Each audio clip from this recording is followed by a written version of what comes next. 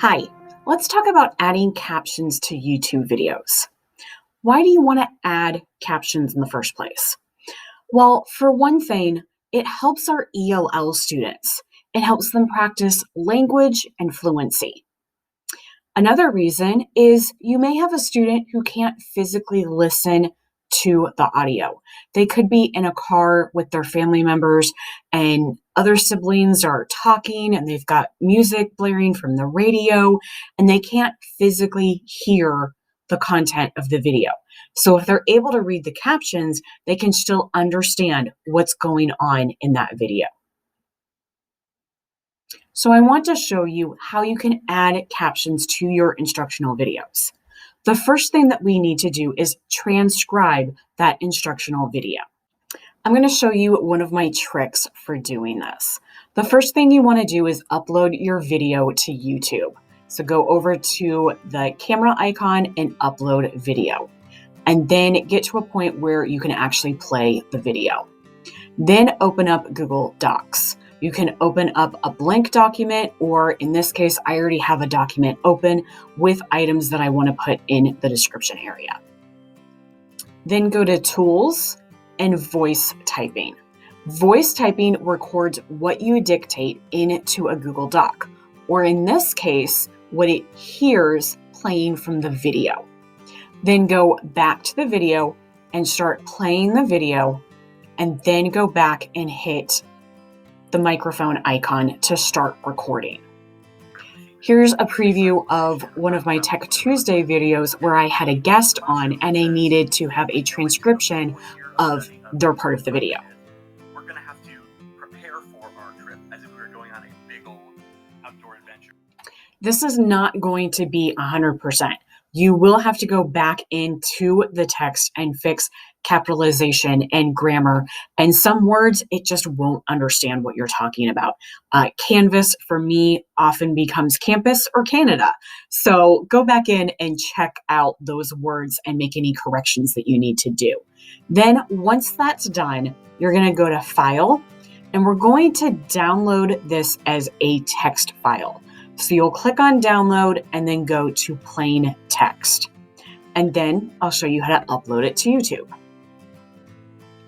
You'll need to go to YouTube Studio. So there's two different ways you can do that. From your channel, you can click on the link to YouTube Studio, or from anywhere in YouTube, you can click on your icon in the upper right corner and click on YouTube Studio. Once you get to your channel dashboard, you'll click on Videos on the left side navigation. This will take you to a list of all of the videos that you've uploaded to YouTube. You'll need to find the video and then go into the details or the description area. Then click on More Options. And the first thing you'll need to do is select the video language. So I'll choose English.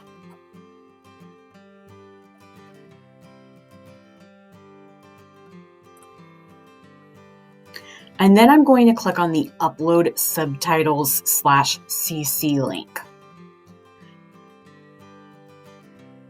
And I'm going to click without timing because I don't have where the text needs to go for every second or minute of the video. So YouTube is going to do that for me.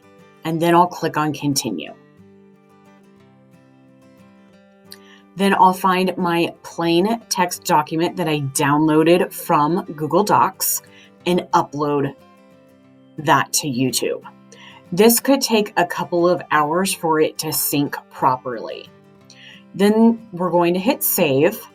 And the last thing that we want to do is on a YouTube video, students can decide if they want to have closed captionings or not. So they could click on that CC icon in the video.